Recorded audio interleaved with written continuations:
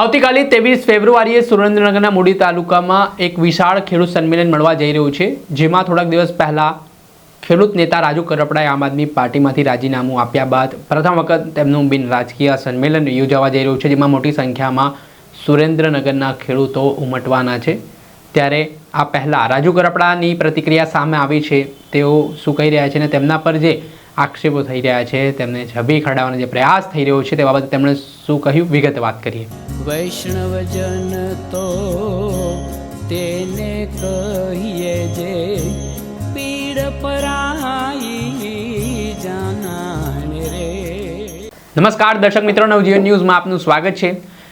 ખેડૂતોના નેતા તરીકે ઉભરી આવેલા રાજુ કરપડા આ દિવસોમાં ચર્ચામાં જોવા મળી રહ્યા છે। આવતીકાલે 23 ફેબ્રુઆરીએ સુરેન્દ્રનગરના મૂડી તાલુકામાં ખેડૂતોને એક વિશાળ સંમેલન મળવા જઈ રહ્યું છે, જે સંમેલનમાં ઇતિહાસમાં પ્રથમ વખત એવું કહેવાય રહ્યું છે કે ખેડૂતો દ્વારા ફાળો ભેગા કરીને આ સંમેલન છે તે કરવામાં આવી રહ્યું છે। ત્યારે આ ઘડીએ ખેડૂત નેતા રાજુ કરપડા દ્વારા આમ આદમી પાર્ટી ઉપર નામ લીધા વિના પ્રહાર કરવાની શરૂઆત કરવામાં આવી છે, જેમાં રાજુ કરપડા કહી રહ્યા છે કે કેટલાક લોકો મારી છબી ખરડાવવાના પ્રયાસો કરી રહ્યા છે, હું કેવી રીતે બદનામ થાઉં તે માટેના ષડયંત્ર કરી રહ્યા છે। પરંતુ આજે ખેડૂતોને મને સાથ સહકાર મળ્યો છે ને જે તેમણે સંમેલન યોજાવા જઈ રહ્યું છે, જેમાં ખેડૂતોના વિવિધ જે સળગતા મુદ્દાઓ છે તે મુદ્દાઓને લઈને આ સંમેલનથી હુંકાર ભરવામાં આવશે। સાથે જ આજે સંમેલનને લઈને તડામાર તૈયારીઓ છે તે ઠેર ઠેર ચાલી રહી છે ને અલગ અલગ જિલ્લાઓના ખેડૂતો છે તે ઉપસ્થિત રહેવાના છે અને આગામી સમયમાં કઈ રીતે લડાઈ લડવી હવે ખેડૂતો માટેની તે માટેની રણનીતિ પણ તૈયાર થવાની છે। ત્યારે રાજુ કરપડાનું નિવેદન સામે આવ્યું છે, તેઓ આ સંમેલન પહેલાં તેમણે લોકોને શું અપીલ કરી તે સાંભળો। નમસ્કાર સાથીઓ, જય કિસાન। હું તમારો ભાઈ રાજુ કરપડા। આવતીકાલે એટલે કે તારીખ 23/2/2026 સોમવાર સાંજે 8 કલાકે સુરેન્દ્રનગર જિલ્લાના મૂળી થાન રોડ પરના ગઢાદ ગામે મૂળીથી 6 કિલોમીટર દૂર એક કિસાન ક્રાંતિ સભાનું આયોજન થઈ રહ્યું છે। કદાચ ગુજરાતના ઇતિહાસમાં ટાંકી શકાય એવી આ ઘટના હશે કે કોઈ એક વ્યક્તિ માટે ખેડૂતો ફાળો ઉઘરાવી અને એક સભાનું આયોજન કરે, જેનો ખર્ચ ખેડૂતો પરસેવાની કમાણીનો ફાળો ઉઘરાવીને ચૂકવવાના હોય। આજે રાજકીય પાર્ટીઓ રાજુ કરપડા પર કાદવ ઉછાળવાના પ્રયત્ન કરે છે, પરંતુ ખેડૂતો જે રાજુ કરપડાને પ્રેમ કરે છે, આજે મને ખુશી એ વાતની છે કે અમારા ખેડૂતો આજે મારા ખંભે હાથ મૂકીને ઊભા છે।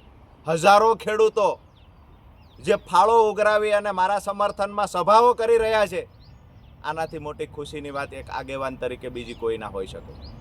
તમામ ગુજરાતના ખેડૂતોને એક વિનંતી કરું છું કે તમારા આત્માને પૂછી લેજો કે છેલ્લા 8 વર્ષથી રાજુ કરપડા લડે છે, જેનાથી તમને ખેડૂતોને વ્યક્તિગત ફાયદો થયો છે ખરા? જો તમારો આત્મા હા પાડે તો આવતીકાલની સભામાં આપ ઉપસ્થિત રહેશો એવી અપીલ કરું છું।